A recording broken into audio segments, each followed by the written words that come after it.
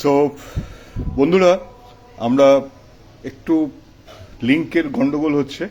যাই হোক, আমরা এই ফোড়নে কি দিয়েছি আপনারা একটু দেখুন। গোটা এলাচ বড়, এই যে দেখতে পাচ্ছেন আপনারা, ছোট এলাচ, দারচিনি, তেজপাতা, শাহজিরা, কয়েকটা গোলমরিচ গোটা,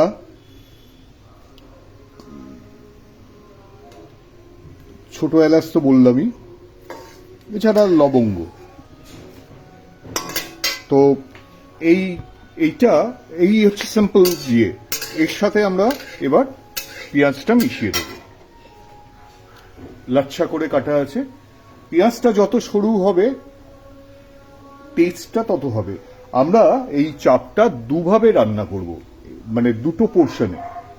একটায় এখন যেটা করছি দেখতে পাচ্ছেন যে মাটনটাকে আমরা আগে পেঁয়াজটা দিয়ে তারপর মাটনটাকে সর্ট করব।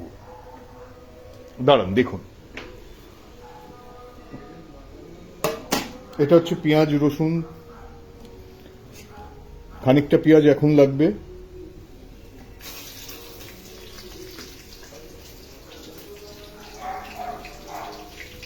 সিম্পল